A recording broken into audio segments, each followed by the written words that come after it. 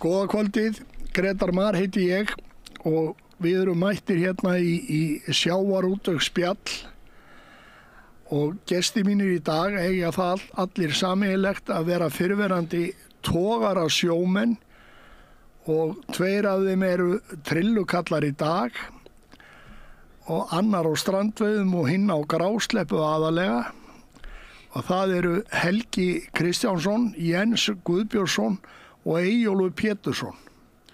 Og ég ætla að byrja á þér, Eyjólfur. Já. Þú hvenær byrjaðir þú til sjós og hvað varstu lengi? Ég þóra að segja þar hvað ég byrjaði 13 ára. Þannig kallinn er settur í fangels í dag eða myndi fara á lífi, sko. Já. Ég var 13 ára, ég byrjaði að fara sem hálfdrættingur með honum á saltfiskir til Grænlands, 2 mánaða túra. Þú hefur náð því að fara á saltfisktúr. Tvisvar, líka 14 ára. Já. 2 voru í röð. og það kom aldrei neitt annað til greina að mér hættur en bara sjórin. Ég fór í íþróttaskóla tíma var að pælja að vera íþróttakennar og ég heyrði launi hjá sem íþróttakennar og sagði, maður, þetta fer ég ekkert í maður. Það hélt bara áfram á sjónum, það var bara þannig. Já. En svo varstu á síðutogurum, þú náðir því og þið reyndar allir hérna, þið byrjuðu á síðutogurum. Og sú saga er allt og lítið sögð á Íslandi hvernig aðbúnaður var á síðutogurunum og hvernig hlutinni gengur fyrir sig á síðutogurum og svo þróunin af síðutogurum yfir á skuttoguruna. Helgi, þú byrjaði snemma. Ég byrjaði 15 ára. Já. Á Jóni Þorláksinni hérna með Ragnari Frans. Á síðutóra, já. Á bæjarauki Reykjavíkur. Já. Þeir hefum allir verið þar ábyggilega. Varst þú ekki Hallveig og þú á... Ég var á bæði á Hallveig og Þorkeli Mána. Þorkeli Mána? Já, þannig að þetta var uppeldisstöð. Já, það urðu margir hérna sem fóru þennan veg. Já. Byrjuðu til sjós á togurum og fóru síðan í stýrimannaskólan á þessari réttindi og svo kolli. Já. Jens, sama sagan hjá þér var það? Já, jú. Ég byrjaði 15 ára gamall með kalli föður mínum. Já. Bubba Jens. Já, Bubba. Já. Margir þekktu. Og þín leið lá á sama veg? Jú. Með góðum mönnum í skólanum eins og þú þekkir. Já, það var ekki að spyrja því að þeir voru góðir. Já. Sérstaklega þessi sem sátu næst þér. Já, akkurát.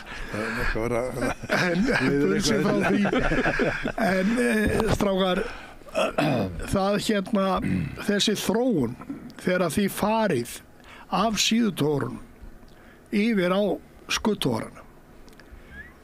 Helgi, þú varst nú á einum fyrsta skuttogurunum. Ég fór á Karlsefni fyrst að vera að koma til Reykjavík. Hann kemur til Reykjavíkur haustið 72. Já.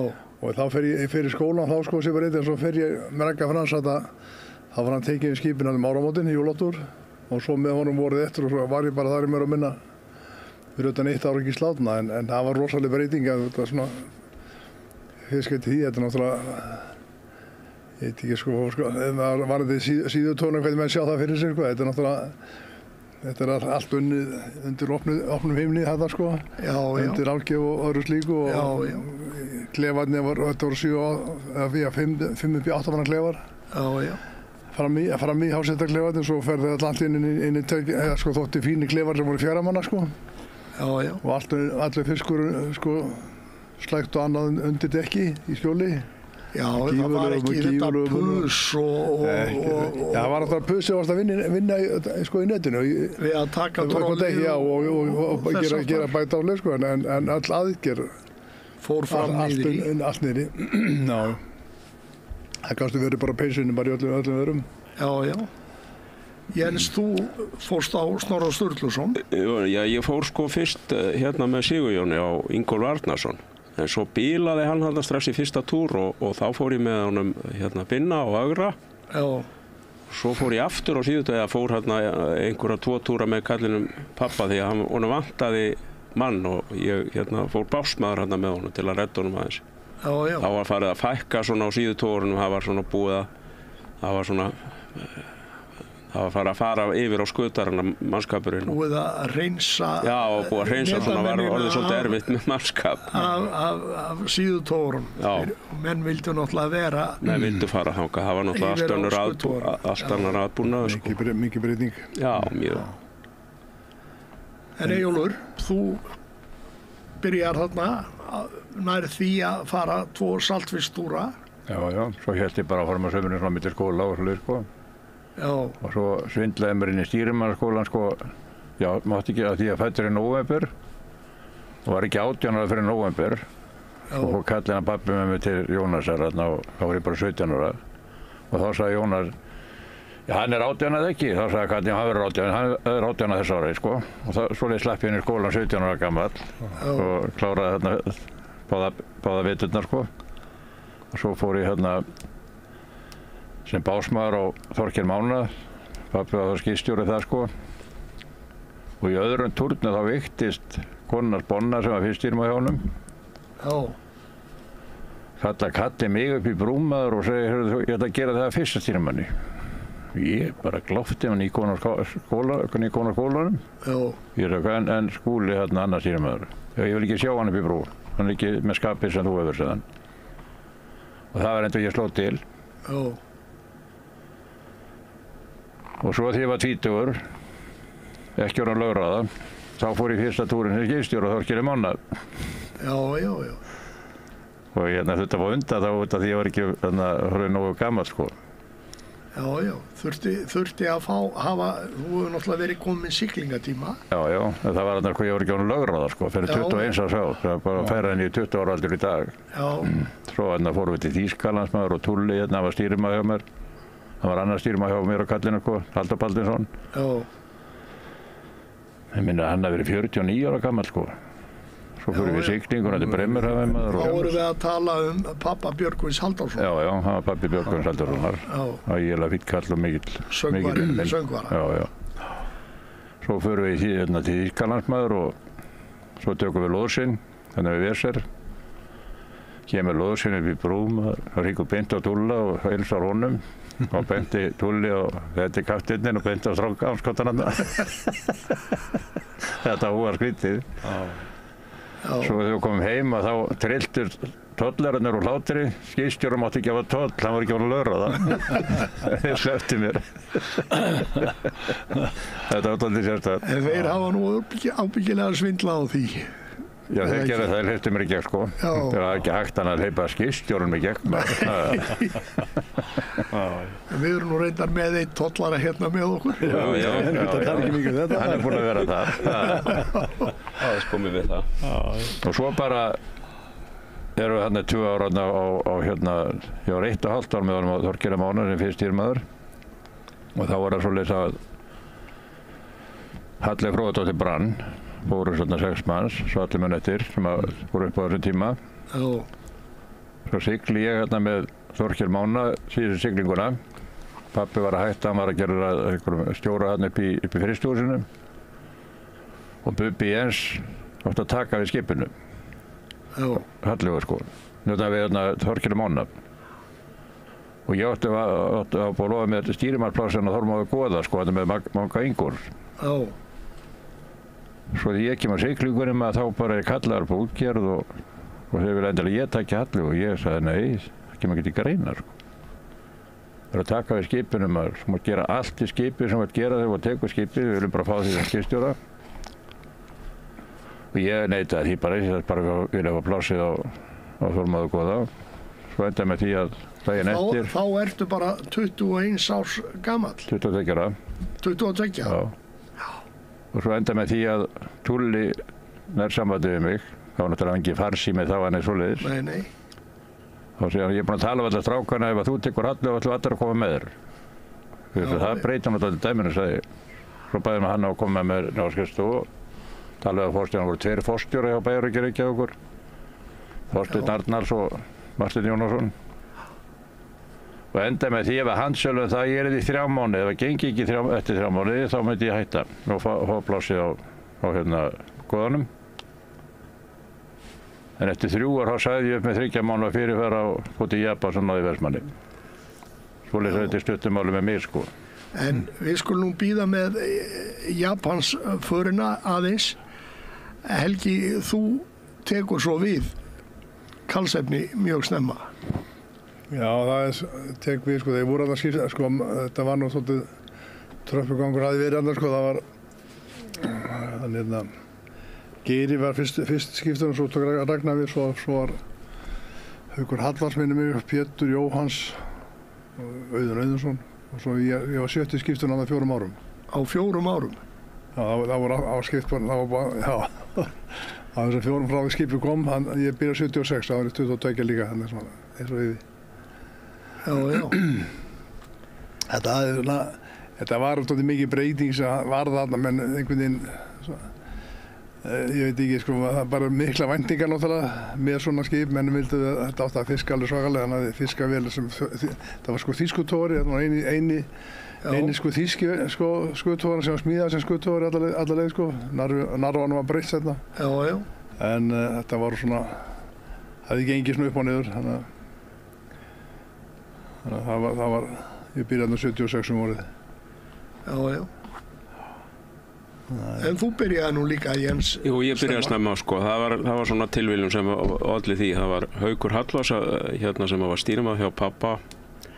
Hann fer í land í Fússi, sko, út af því að hérna, þeir vildu að Snorri Friðrik, sem hann nú gerði, tæki skipið.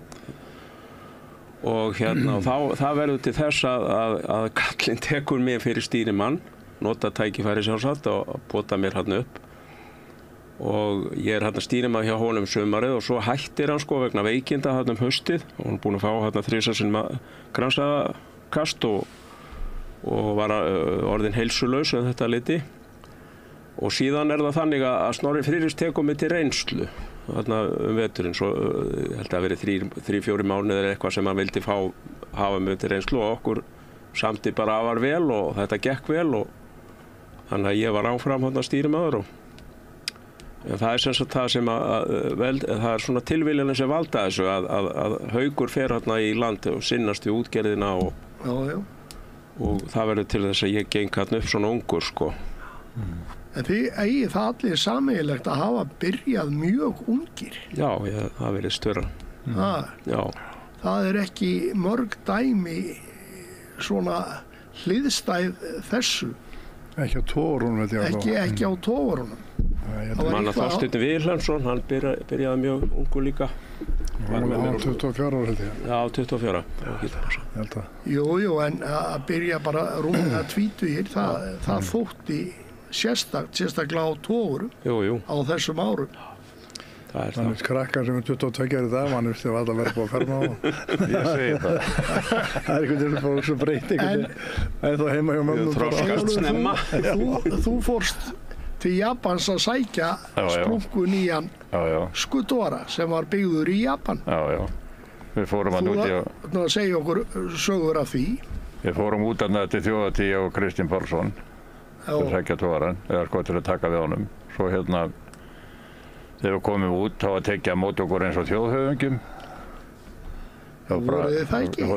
Nei, við vorum bara blækur maður. Og það er hérna bara droskjur hérna með engabílstjórum allt saman og hvítum blúndum. Ég hef aldrei séð hana, ég bara var hálf feimur að setja sér inn einhver svarta kakka þarna, japanska kakka. Og kyrt með okkur á hótelið þarna og svo fyrsta kvöldu var prjónapartí þarna upp í grillinu þarna upp á hótelinu, sko. Og þá var ég svo sifjar, ég get aldrei sofið í flugun, þetta var svo langt flug, sko. Ég var alltaf á dotta maður. Nema í prjónapartíinu? Í prjónapartíinu. Og þú átt við að þú hafðir ekki verið að prjóna með prjónunum? Nei, ég var og þú hafðir verið að borða með? Borða með, sko. Ég kallaði þetta prjónapartí, þetta var að fara fyrir töðuna, það var alltaf verið að bjóða okkur í þessu prjónapartí, sko. Já. Svo hérna leið tíminn hérna, við vorum heila mánuð að ferðast allt Japan. Alla verksmiðjur sem framleiddi eitthvað í skipið, þá átti að selja Íslendingar svo mikið. Okkur var boðið í allar þessar verksmiðjur, sko. Hingað og þangað Japan, sko. Svo sagði ég einhvern veginn Kristinn heitinn, Djöfulli sjálfur þetta Kristján, ég held að sé ekkert byrja að byggja dallinn. Jú, ég er búinn að sjá þessar myndir á þeim það var hægt á stokkunum. Það er svo skrítið, það var að tælast með okkur alla Japan, við vorum ekki fann að sjá skipið hann eftir mánuð. Nei. Svo komum við þarna norður til Hokkaido sem var smíðaður og ég get alveg sagt að það bara því ég kom þarna um borð með, ég held ég var komin í aðra vídd með að við sko gamli síðustu voruna. Já. Það var bara ekkert, þetta var svo gjörsamlega sko bara frábrigðið öllu sem maður hafði annist áður. Já. Og svo eftir 10 ára seinna, nýja skipin sem komið þá voru viðorðnir úreldir. Þá var nýja víddin bara komið 10 ára seinna sko. Þetta var allt svona sko. Já. Atburðarásin og þróunin í þessum málum var svo hröð. Heldur betur. Að það sem var nýtt í dag og glæsilegt, það var úrelt daginn eftir. Það liggur við. Eða nánast. Ég mani þegar sko, ég sótti Harald Kristjánsson til Noregs 88 og þá, mann hafði alltaf liðið mjög vel um borð í kallsefni því að þetta var bara fínt skip sko og með það sem maður þurfa sko. Já. Svo kemur hitt úr það var allir, hvern einasti maður um borð, það voru 2 manna klefar og svo 1 manns klefar. Allir með klósett og sturtu í öllum klefum. Það var gufubað, það var leikfimisalur og bara neymið, það var, en svona allt öðru vísi, þetta er svona, maður kunni samt ekki við veiðiskapið sko, helvið frystinguna, það var svona leiðindar. Já, það breyttist líka, það var nú stór þáttur í þessu þegar menn fóru af ísfiski yfir á frystingu. Þá þurfti að hugsa dálítið öðruvísi á flestum sviðum, bæði varðandi veiðar og gefa sér tími að láta vinna og annað þess áttar. Já. Það hafði alltaf verið í siglingu og svona, á kallsefni við sildum nánast eingöngu sko, nema yfir blássumarið og þannig að það var svo mikið þægilegt, það var að vera á veiðum og svo var köllum hent í land meðan að siglingi var sko, í siglingi en hinu það var að fara út fyrir Reykjavík og það var látið vara og varst með aftan í 28 daga og svo heim aftur. Já, langir túrar. Já og svona, það var engin tilbyrningi, það smíð sko, en það þarf maður ekki að hafa tilbyrningu, þetta er meira til að þjána peninga. Já. Nú, þú varst líka Eyjólfur á frystingu. Já, við lyftum taka togarinn í gegn út í Pólandi 1987 sko, byggja hann alveg upp. Já. Breytum og lengdum hann og þá settum við frystingræður í hann. Já. Hundleiðilegur djöfulsins veðurskapur. Já. Fannst þér það? Já. Að vera að frysta? Já, bara hundleiðilegt. Miklu betur að vera ísfiskir í. Já, það eru margir sem hafa þá sögu að segja að þetta hafi verið miklu skemmtilegra. Bæði hægt að afkasta meiru í tonnum. Vera í landi vikulega og svona sko. Eða sigla, eins og hann gert mikið á þessu stóru skipum. Samt er afkvöstin alveg ótrúlega á þessum frystitógunum sko, með þess að ég hef oft verið að ferða móðið með gamla Kleifabergi sem hétt Engey í byrjun sko. Maður nefnir þegar þessi dallar voru að fara í 4.000 tonn á ári og þótti helvítið mikið svona 4.000-5.000 tonn þótti bara frábær árangur. En gamla Kleifabergi hann er nokkra röð með 10.000 og 11.000 tonn í röð með jafnmarga kallaðan borð og allt millir sama millidegi. Þetta er rosalega ákost. Alveg gífurlega ákost. En var hann ekki á makríl þá eitthvað til að það var ekki það var ekkert á því, þetta var bara bólfiskur. Já, þetta var bólfiskur að upp í stöðinni, einhver makríl. Það var ekki mikið, ekki í Kleifaberginu held ég. Nei. Þeir hafa verið að fara einhver yfir 10.000 tonn, upp í 12. Ekki á Ísiskarðinni hérna sem að landa vikulega, þeir eru með, ef þið farið undir 9.000 tonn, þá verða að leta nýjum skipstjóra. Nei, ég segir svona, þetta er alveg... Þetta þýðir náttúrulega að jafnmargir menn sem þurfa að afkasta jafnvel helmingi meira heldur en var hér á árum áður. Það hlýtur að vera mikið álag. Það er ekki snab í dag sko, það er bara verið allan bara frá því að kasta það að komið heim, þá eru það bara fulli í aðgerð sko. Þeir rífa minna heldur. Já, það er mjög lítið, þeir fara, þetta farið í þessu, þegar komið kríulega upp í þetta sko. Nei, þeir fiska meira og þeir þurfa að setja helmingi meira nýja lest. Já. Þetta er sko, og það fyrir meiri tími í signingar í landstíðum. Já. Strax frá þessum veiðitíma sem er höfð áður. Það er mikið oft þegar land. Já. Þetta er óhemju álag á meðan á þessu stendur. Það er engin spurning. Ég fór hérna hásetu á Áspjörni fyrir 10 árum með frænda mínum, Leif. Og það var, maður sá mikið mun á því hvað veiðin var meiri, sko. Mikið meira fiskir, ég var nokkuð tíman í gamla daga, sko. Ég segi það, sko, að þetta er bara að fækka skipunum alveg svakalega. Fiskurinn, þú kemur ekkert í gamla dag, maður kom bara eiginlega aldrei að ósærðir bleiðu. Það er bara í dag, þá koma þeir bara aðeins ósærðu, bara fylla bara bátana bara. Það sé bara afkostinni á þessu 9 bátum í Vestmanni, Berg og Vestmanni. Bara, ég held að bara fisk ykkur 6-7 tonn ári á þessa bunga. Ég var að sjá, fyllti sig á 30 og eitthvað tímum. Það er alveg ótrúlegt. Það er rosalega afkost, það er bara eiginlega spurning hvað áorkar mannskapurinn að slæja og koma niður í lest.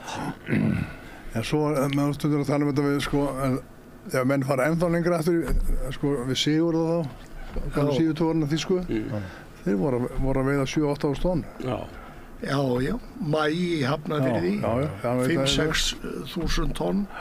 En hann kastaði jafnvel aldrei, eitthvað ári kastaði hann aldrei trolli á Íslandsmið. Það var allt sótt í Grænlands eða Nýfundlands. Þetta eru breytingar. Það voru alltaf fleiri kallar að þeim borðu og allt það. Það voru 32 kallar sennilega eitthvað svo liðs. En það var mikið rifrildi og allavega á hérna. Mann var svolítið alltaf, ef maður dögsað í dag, þetta minnist þetta var að byrja Jóni Þorlákssynningarna, það rifnaði trolli og maður var eins og bjáli hérna, sko.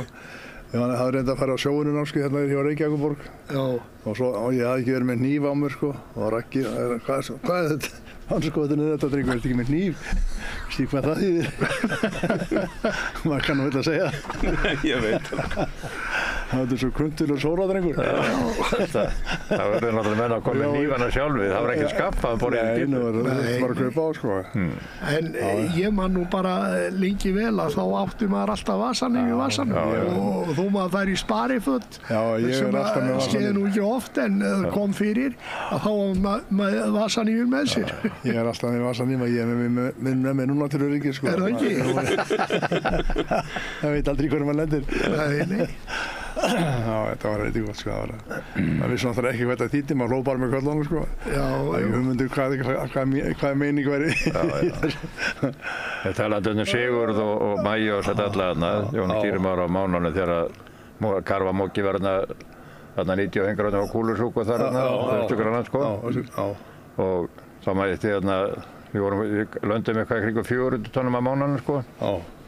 En 350 tonna karfa, en það var Sigurður og þá mætti að landa henni sem við 500 tonnur, sko, var með fullt dekki líka, sko. Það var ekki smá mók þarna. Alveg svakafni. Var það ekki bara í Kúanó, það sem var á dekkinu? Jú, það var bara að fara í mjöl, sko. En svo manni því vorum á Mánanum á Jónsmiðarhryggnum minni sinni, og heldur mikið ísregn. Og þá vorum við 4 daga veiðum, við löndum 397 tonnum af þorski, þetta er 4 daga veiðum. Það var bara klikka mók, sko. Það var 100 tonn á dag bara? 100 tonn á dag. Það voru bara 20-30 tonn í hóli. Tókum 3 hól, geymdum alltaf 1 á síðunni, út af helvítis ísnu, hann var alltaf að koma spangir, sko. Það var alveg svakalegt mók, maður. Svona var þetta í karfan líka, þetta 90 hengur á Kúlusúk. Þetta var alveg svakalegt mók. Ef maður fyllt ekki helvítis trolli osti, sko, þá var bara fullt trolli karfa.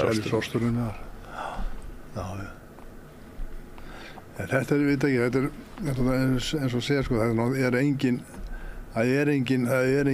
sko, þessar bleiður eru bara stekfrí, sko. Alltaf saman og það er búin að vera hörskufín veiði að vera í fyrra, sko, á Dorbanganum, á norður úr honum. Bara þorskið, Grandarskipin voru að fara þangað, eða HB-skipin, eða hvað maður kallaði, Brim. Brim. Þeir voru að fara mikið þangað. Já, Íslandsmegin. Já. Það voru veiða þorsk þar?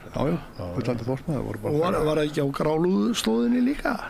Ég veit ekki hvort það var þorskur þar, en það var allavega þorskur hérna norður eftir. Þetta var á Dorbanganum og Já. Það var þorskur hérna manni þegar ég var stýrimaður á Snorra á 300 föðum sko, sem sagt Grænlandsmegin í kantinu sko, mann eftir því. Það var vera þar. Já, þá var verið þar sko. Já.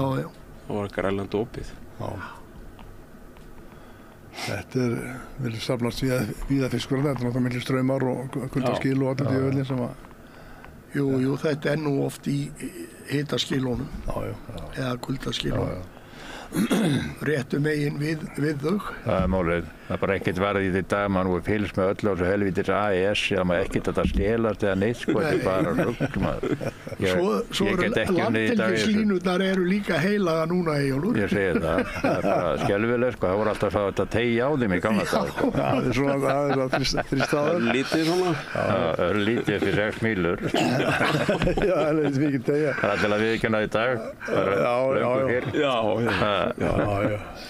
Já, það var stundum voru menn ekki réttu megin við línurnar. Það var náttúrulega, voru 2 hérna bátaskipstjórar sem voru á trolli.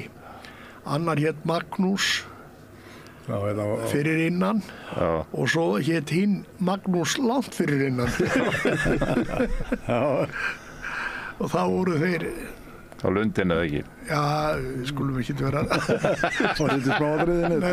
ekki fara út í smáatriði en þetta var Magnús fyrir innan og Magnús langt fyrir innan. Svo var það 10 púntaskekkjan og síðan lórunum. Gæti verið góð sko. Hún var notuð. Já. En breytingarnar miklar og þú gengur í gegnum það að breyta ísfiskskip í frystiskip. Já.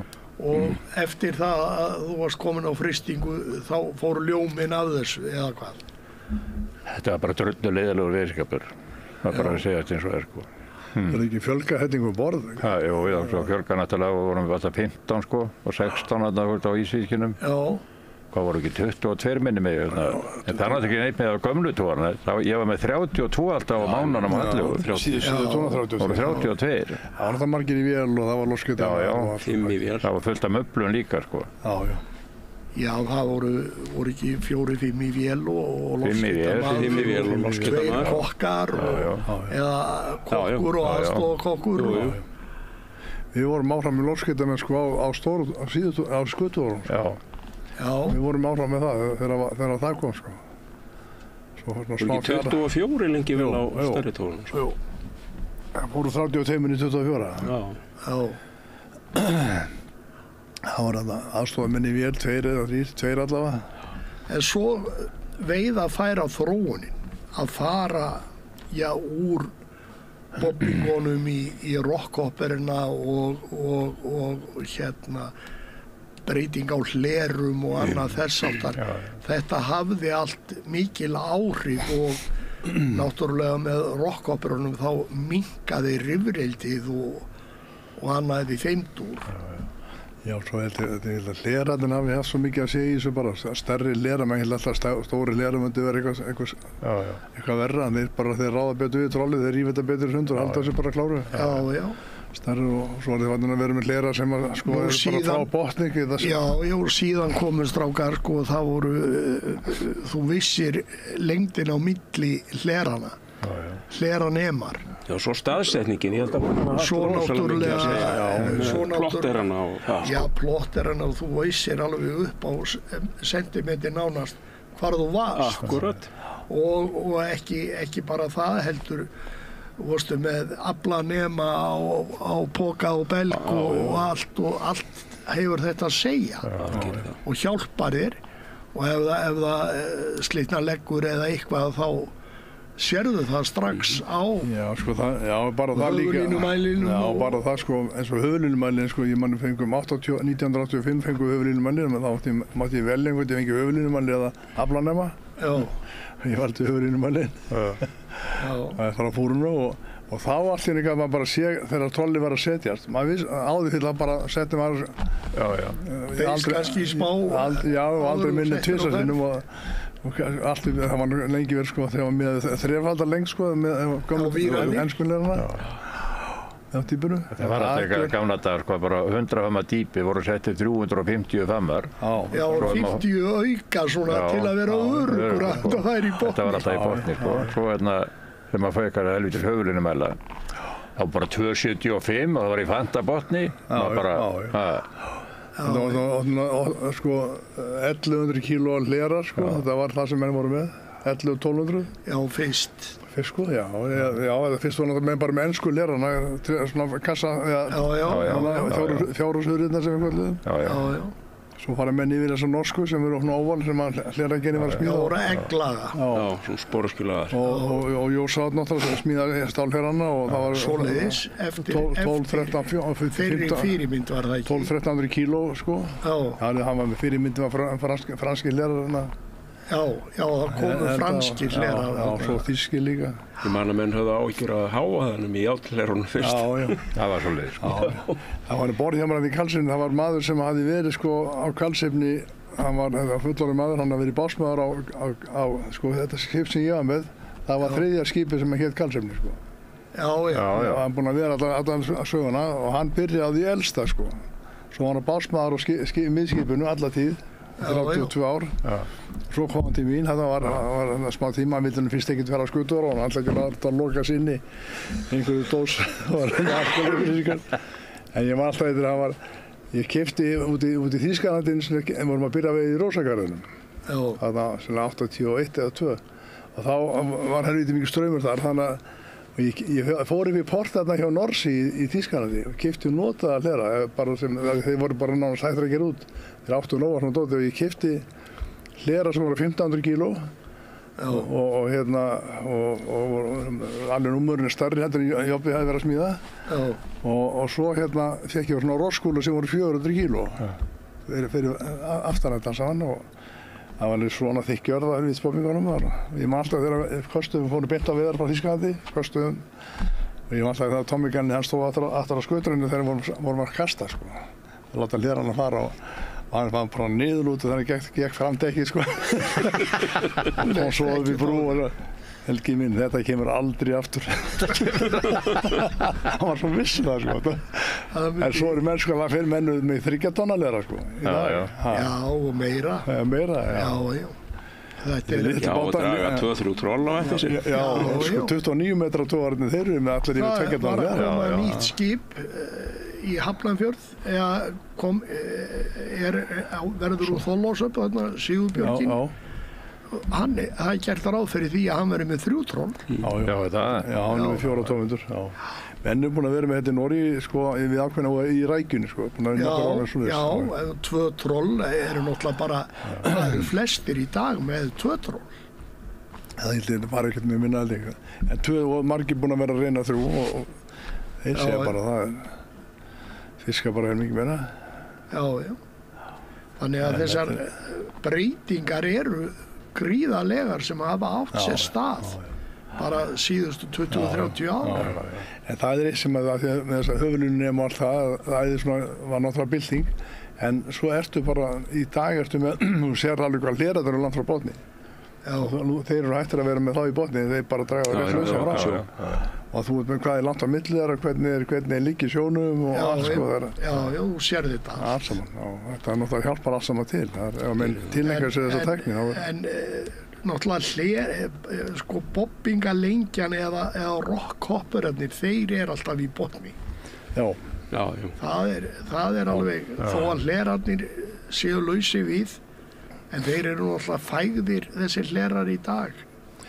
Þeir fægjast alltaf þó að þeir koma náttúrulega eitthvað við, sko, ef það er eitthvað grjóti eða eitthvað fyrir staði við að vera að draga á móti. Það er ennþá hlerafestur.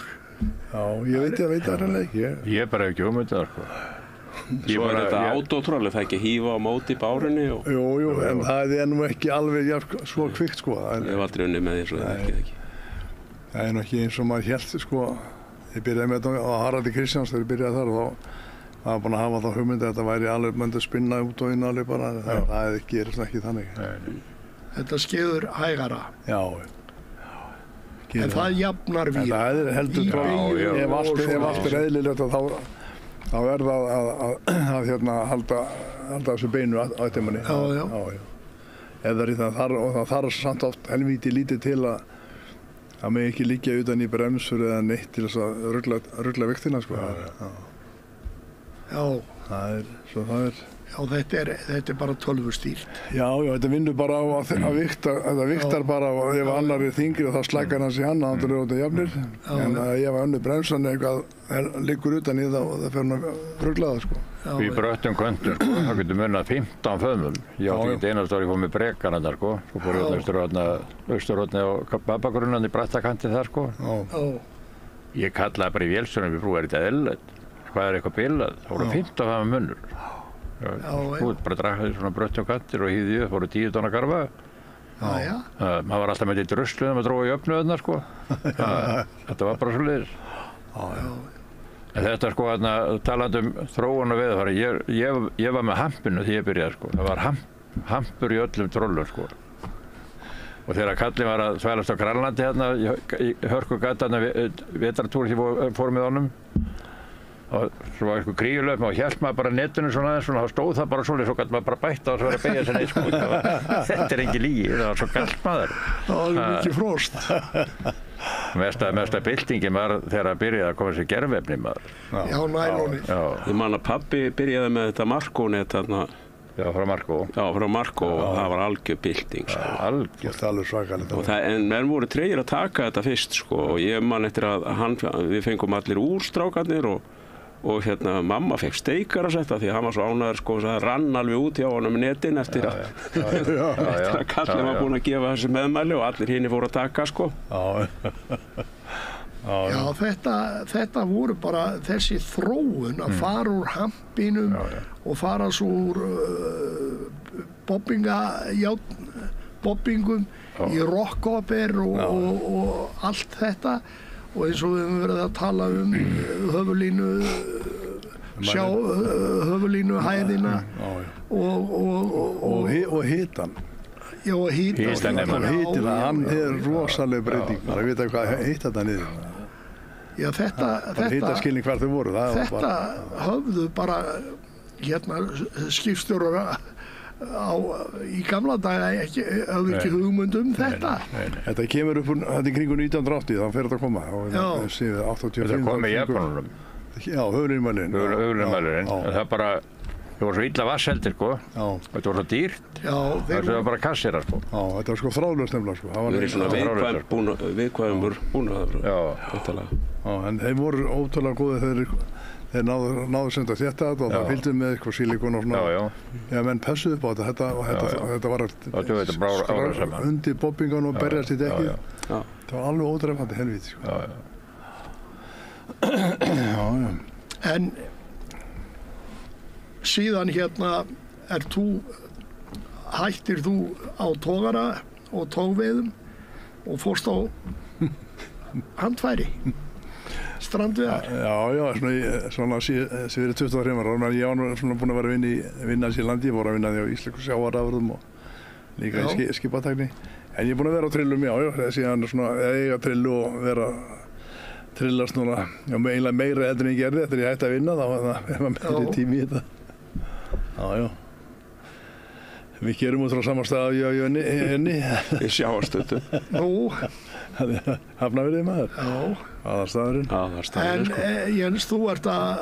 Jú, það var nú hefð fyrir þessum grásleppuveiðum í fjölskyldunni, bæði afi og pabbi höfðu komið við þetta og ég ákvaði að prófa. Pabbi dó nú þarna ungur, sko, 53 ára og skildi eftir sig meðal annars trillu og ég byrjaði á henni, var fyrstu 11 árin með hana og gekk vel. Og svo lét ég byggja fyrir mig með tengdapappa stærri bát og þetta hefur bara gengið vel, sko. Já, þú er ekkert fengið söngvarna bræðurina til að... Þeir hafa aðeins komið við það, en ekki mikið. Guðbjörn aðeins en Gunnar lítið. En... Svo er strákurinn með mig núna, sko. Hann er búinn að vera með mér í, 7 ár. Nú, já. Hann er upprennandi grásleppukall. Já, hann er þá ungur grásleppukall. Já, hann er orðinn svolítið. Það styttist í að hann verði 40. En Eyjólfur, þú er ekkert valið það að fara á trillu? Nei, ég vil ekki sjá það, bara ég hætti á sjónum, þá hætti ég á sjónum. Ég spyr ekki þetta í dag, sko, nema bara þegar strákurinn með hann þarna að þvælast á sjónum með þá, ég spyr hann alltaf þegar hann kemur í land hvað voru með og svona, sko. Já. Ég fer aldrei borð í svona skip að skoða það henni, sko. Nei. Ég bara loka mig frá þessu. Á hvaða skip hann? Þannig að Vestmannaey. Já. Það búið að vera glimrandi fiskir á Vestmannaey og Berg og þessum skipum. Ótrúlegur gangur, sko. Svona lítil skip, sko. Það var inn í þessi skip minnstakosti 10 metra. Nei, ekki með fiskar svona mikið. Nei. Það vantar ekki í það þá. Nei, þeir bara tækju meira. Já.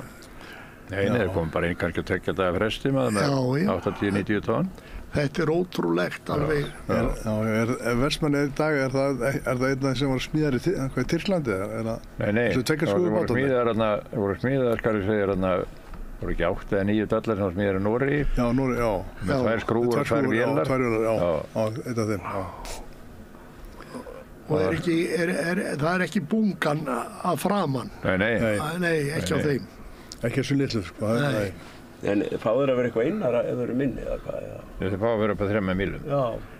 Þetta er bara það er ekki að saga stefnið eins og ónefnt. Nei, þau bara smíða til að komast inn að 3 mílum. Það er algjört rugl, sko. Þetta er bara rugl. Tógviðar eru bara fyrir öll skip, sko, sem finnst mér bara sama lína fyrir öll skip. Þetta er bóksið, kótar setið allt saman. Djúlega verða sortir eftir sundur eftir starfum. Trillukallarnir vinnum við ekkert svona, sko. Trillurnar er ekki, það má ekki þræða. Breytt hugafari á ykkur. Já. Maður dansa bara eftir maður lærir á svona langri ævi. Það er nú ekkert mikið til ætlast þó að þessi litlu trollarar séu bara fyrir utan 4 mílur eða þess vegna 12. Já, bara hafa eina línu fyrir alla og hafa skipin bara sæmilega stór.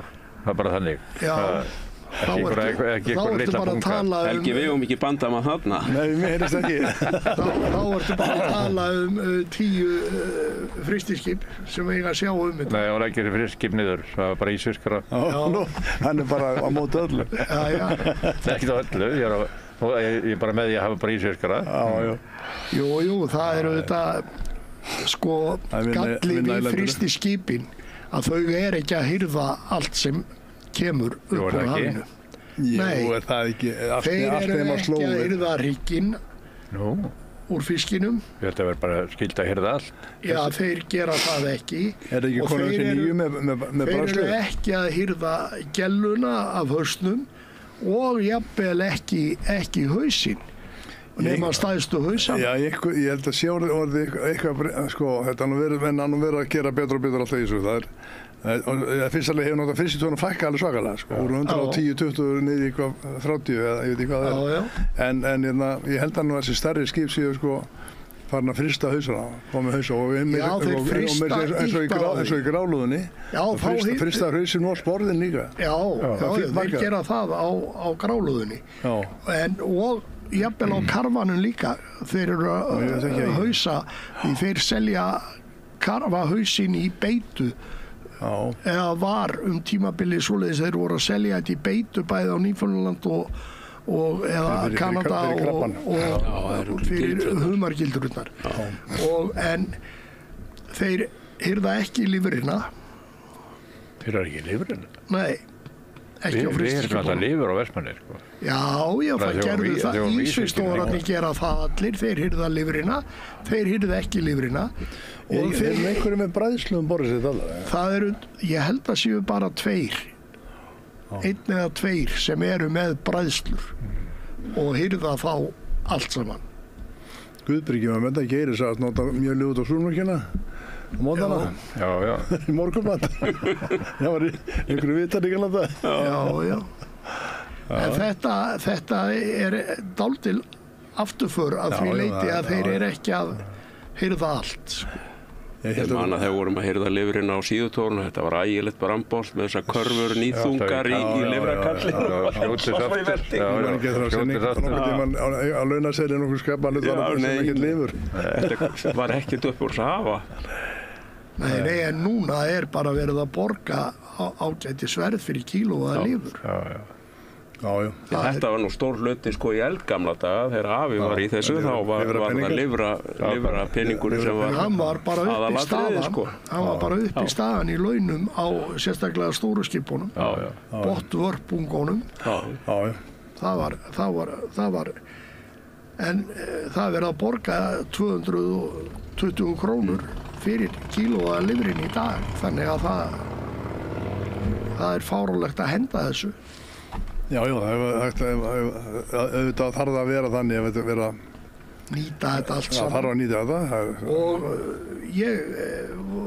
það voru krakkar í Sjávarútvegsháskólanum á Akureyri fyrir einhverju 10 árum síðan, sögðu þá að frystiskipin hentu hausum, hryggjum og lifur og innvolsi fyrir 7-8 milljarða í útflutningsverðmæti ef hausarnir væri þurrkaðir og hryggjirnir þurrkaðir og annað. Er það ekki eitthvað áætlað? Maður veit ekkert það hvort það er milljarður til eða frá. Nei, sko, stundum verið að það tekið bara heildaraflegin og sinnu þetta, sko, en það er kannski eins og með karfa, það er náttúrulega... Sko, það í rauninni karfinn hirtur, sko, á frystskipunum. Já, það er 55% nýting þar í þessu sem skorið af, sko, þá var hausinn og inneflin eftir. Já, en þau frysta hausinn karfan út af beitunni, sko. Og á gráluðunni, það er hausinn líka.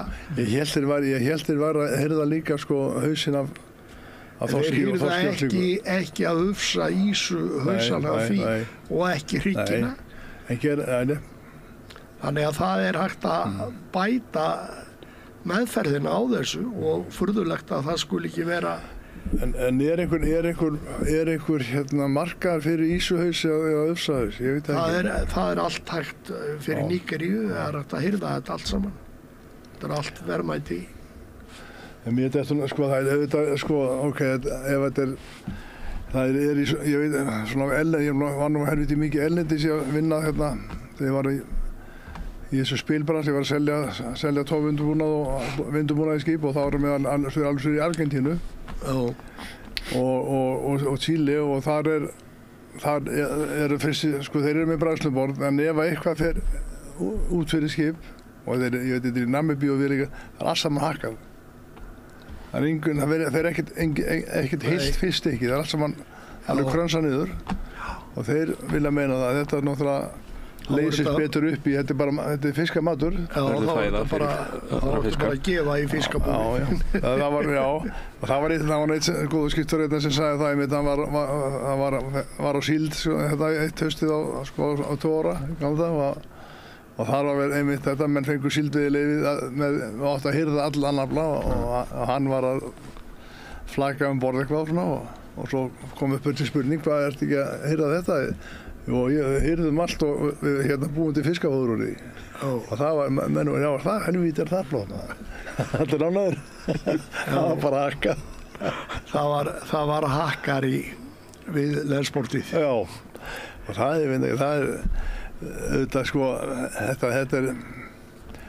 þetta náttúrulega sko krabbi og öll dýr bara í sjónum, þau lifa hvert af öðru. Já, þetta er bara lífmassi. Þetta er lífmassi, þetta er ekki verið að menga neitt með þessu, sko, þannig að fólk á ekki þannig ranghugmyndir með þetta, sko. Það var, þú veist, það var einmitt í, sko, Haraldur og Sjóli þegar þeir eru smíðaðir. Sjólinn hvað 6 mánuðum á undan, þá var þetta frystitógarinn sem að Íslendingar láta smíða. Hann er teiknar, hannaður og gerður alla leið, sko, frystitógari með dekki alveg gegnum fram og aftur aftur úr og í þessum skipum voru síðurnar sem lestin til að sletta lestin af, það voru tankar út í síðum sem voru kallar meltutankar og það var, við varum Freyri líka að gera meltutanka þar og þetta átti að vera þetta var svo mikil umræðum þetta þá að þetta búið til meltu og hún átti að bjarga öllu. Ég man í honum Freyra, þetta var settið svolítið í botnin á honum. Ég man ekki Gísli, hann var að tala með slipnum, hann láta að brenna botnin úr skipinu til að ná þessu úr. Það ekkert annað. Þetta bara settist nú og var bara eins og Já. það er að ganga á því þar. Það þarf að hringjera svo allan tíman. Gegnum einhverjar svona mixara og þetta var svo orðið dýr prósess og mikill prósess og þetta var eitthvað sem að... Já, og náttúrulega lítið verðmæti í þessu. En nú var mjölvinnsla á tímabili í sumum, var það ekki? Jú, það var Þerney var nú með þetta og þeir sem voru Guðbyrgi. með bræðslur, sko. Og Guðbyrgi var með þetta og Þerney var með þetta þegar hann kom þarna frá Kamtseka. Ég veit ekki hvernig þessu Guðmundur í Nesu... Þýskuskipin komlu, var ekki Karlsefni með mjölvinnslu? Nei, hann var með lifrarbræðslu. Já. En hún var nú ekki mikið notuð. Nei, ég mani þegar þeir voru að gefa upp, sko, mjöl, þjóðverðarnir, þeir voru að... Já, þeir sko, vinnsluskipin stóru voru með það. Já. Þeir voru með það hérna, en ekki þessi ísfiskarar, sko, Karlsefni var en það var mjölvinnsla í það, sko, tveir kallar. Já, það eru svolítið stóru frystiskipin. Það hefði þurft að setja þetta í lög að þeir hirtu allan. Já. Hendi ekki í neinu. Og auðvitað hefði verið bara gáfulegast að vera með mjölvinnslu. Bara borð í þessu skipum. Það var bara ekkert plast fyrir eitt í þessu skipi þegar búið að vera að setja frysting í það. Þeir voru bara fullir af dóti. Já, það þurfti að vera 10 metrur lengri. Já, eða meira. Ekki verið mikið pláss eftir á ykkur ef í Vestmanninni. Þú getur rétt ymmit eða? Það er nú mátt setja þetta bara í skipstjóraklefa fram í. Vestmanni, hún var svo pennastokkur þegar hún búin að lengja hana, sko. Var það? Fyrst lengdi hana 6,6 metra eins og alla hinna, sko. Já. Svo ákvaði það að fara að breyta hana fyrstu tóra, það var ekki séns að koma sér fyrir. Þá var það bætti við 4,4 metra. Þetta þurfti að standa út af bandabilinu, okkur svona komma þetta, sko. Svo samtals var þetta 11 metrar og það var bara það sem var að hjá henni, sko. Það skildi ekki verið að skipta spilin, sko. Við vorum alltaf með gamla ræfilin hérna, geta autotrólur að neitt svoleið, sko. Það er náttúrulega ekki veiðigetuna hitting að fá bara alveg spil í skipi, sko. Og svo náttúrulega vélinn, hún var bara alveg á tampi. Það var búið lengi að setja allar þessar græjur bormaður. Það ekki rafmagn. Bæði rafmagn og... Svo var það ekki fyrir bara, eftir að ég var fann inn land, sko, þá var keypt í hann svona rafstöð, sko, það var hægt að nota vélina á skrúuna, sko. Þetta var... Bæta við. Það var allt saman svona gert það einhvern djöfusvanefnum maður. Já. Þeir voru nokkur skip sem voru minni en Vestmanni sem var verið að gera þetta líka, sko. Mann og Bylgjan meðal annars og Ari Björn og þeir voru það, sko, og Þórunn Sveinsdóttir fristi verið að setja þetta var inn í manna í búðum og allavega þetta var náttúrulega og þegar þetta er gert sko með svona lítið skip þá verða eiginlega gefið mál að þeir eru ekki að vinna allan afla þegar náði þið bara að geta Nei, þeir geta það ekki, sko. Þegar þetta er ekki hannað frá upphafi þá er þetta bara svoleiðis. Dettur í Narvin, það var alltaf verið að breyta honum og það kom í einu blaðinu einu sinni að verður Narvi kafbátur næst.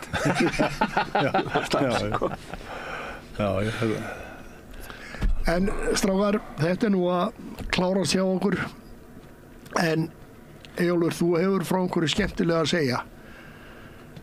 Maður búinn með þessa reynslu á sjó til margra ára. Já, ég ekki sagt ykkur eina skemmtilega sögu. Það er ekki lygasaga. Það var ekki þegar þorskastríði var að klippa. Er það alveg örugt að þetta er ekki lygasaga? Ég ákvað þegar ég kom að ég ætla ekkert að ljúga neinu, sko. Það var að klippa þetta á þjóðverunum og englendingunum sem munið eftir. Svo var klippt þetta á þjóðveru út af Selvogsbankatonni og ég var eitthvað tóður að ég fá ekki helvítið drasli allt upp með þar. Og það náttúrulega tekið inn á dekkarn og hirt þetta á hellins verðmæti. Svo voru þeir með þessa deep sea bobbinga þetta með stóru gjörðunum og það, sko. Svo búið að brenna fótreipinu sundur og hleypi henni á dekkarna maður og þetta hjálpaði maður að henda helvits bobbingunum til síðu. Ég tek 21 tómi og ég loftaði ekki bobbingunum. Þá segi ég Eirík Hest þetta vinn minn sem var annar stýrimaður. Hann var stór og mikill draumur. Vestmannaeyjum. Eiríkur, ef ekki að setja bara spotti gegnum sveiflu sitt út í síðu.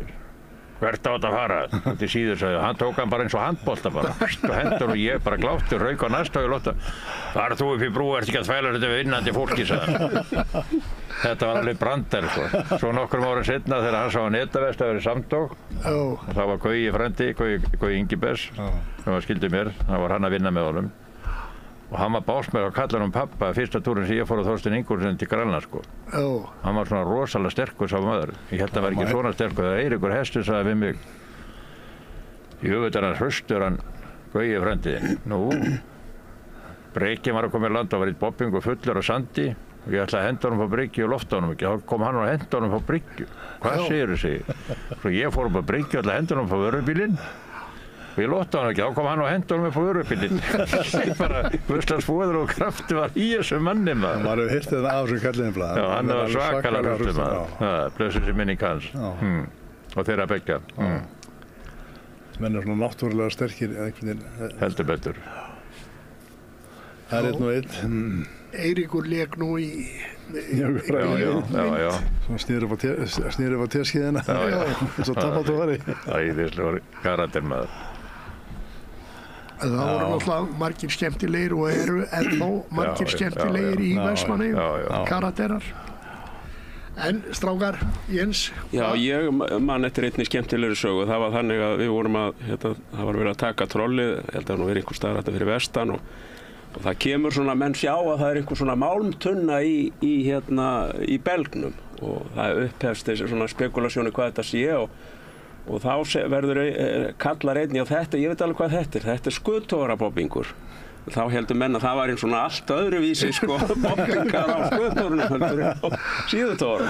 Svo er þetta snörlað og þetta kemur og þá fer nú að renna á menn tvær grímur og svo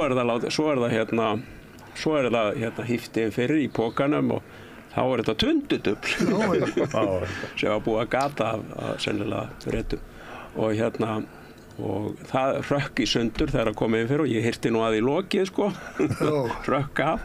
En ég man alltaf hvað þetta var mikla spekulasjóni með þetta og menn voru alveg ánægðir með þessa skýringu, þetta væri bara skuttogarabobbingur. Já, þeir væri svona með arma út. Já, þetta var úr áli manni og er úr áli. Já, þetta var... Við fengum svolítið mikið af tundudöflum að við vorum að byrja í Rósagarðum á sínum tíma, 81 sko. Það var nú Rósagarðum búin að liggja alveg sko í dái þannig í 6 eða 7 ára. Þú segir að sko þið byrjuðu ekki að toga þetta mikið fyrir en bara þarna 81 1980. Já, eitthvað af þeim 81 þá var sko þetta hafði alveg verið bara látið liggja kjört þetta eftir að Þjóðverjarnir fóru. Þeir voru einu sem hefur notað þetta. Sem stunduðu veiðar. Já, þeir fara hvað 76-7 sko. Og þá er þetta bara menn einhvern veginn hálfpartið lögðu ekki í það. Já. Svo er hann Alfred Steinar þetta sem hann var gamla Snæfellin. Hann hittir einhvern þýskan kaftinn. Það núti einhvern veginn siglingu og hann fær hjá hann kort af svæðinu. Já. Sem voru merkt inn á, þetta voru allt saman sko alónakort. Alfred þessi var með snæfuglinn. Já. Og hann, sem verður til þess að við förum við komum svona fá afrið hjá kallinum og það verða nokkur skip sem fara snundið aðeins. Sem voru á auði siglingu því að þessi karfinn var sko svo flottasti sem að hægt að fá sko. Það er stór og bara alveg eldrauður. Og það var maður sá skýringun á því þegar maður fekk höfurinumæla að hitastigið, það er miklu kaldar karfi í Skerjadýpinu, hann er 60 gráðum en þetta fyrir austan hann er 2,5. Já. En allavega var þá sterkari lítur út af kuldanum? Já, kom bara einhvern miklu sterkari lítur og svona fiskurinn allur stinnari. Nefnum hvað, það var þarna, þetta er gammalt þekkt svæði þarna sem Kafbátarflóð, það er ein festan heiti Kafbáturinn og þetta voru girðingar þarna á svæði og við vorum alltaf að fá upp svona eitthvað rasl úr stíðinu og það var með svona tundudubla leifar og þetta var, þessi var hent út í síðu bara og svo var þetta híft í netti í restina og þetta sturtist aftur einhverjum siglingunni. Ég manni einskeiti og þá fór ég aftur að kíkja hvað var í og þá var maður með kamel svona og reykt hann alveg og grind sko og þá var henni tunna inn í þessu sem var vandrar tundrið og það hafði opnast og lekið svona eins út í móttökuna og ég tek helvið sígarettunum að drep í svona þetta var blautt sko, þetta er svona 50 árum eftir stríð. Þetta var bara svo stjórnilót maður. Ég veit bara á mig rokalega. Ég er alltaf besta bíómynd með þetta, það var búið að tekna alltaf þetta kassa með stíkandi rósakarnar og að fara að skýra kassan, það var órukassinn og ég maður ekki hvað maður alls konar og lessinstræti, það var eitthvað stræti á milli, tveggjakassar maður og viskikassinn og... Við notum þetta mikið en sem vorum í siglingum á Þýskalandi og einmitt að nota þetta svona, við búklaðsstrassi og hérna, svo var hérna, svo var nú bærmóta þrýendingur hérna. Já, þess vegna alveg. Það var ekki alls snörf sko. Já, þessi fjandars korti ennþá. Á þessum árum voru plottar að byrja sko, það var ekki vídeo, ekki sett í skjá, þetta er á korti sko. Já. Þannig að maður á þetta ennþá til, einhvers þar í skúfu. En strákar, við erum búin að vera klukkutíma að spjalla og ég þakka ykkur fyrir komuna og vona að við hérna eigum eftir að hittast einhvern tímann aftur og spjalla meira. Takk ykkur fyrir. Sömuleiðis.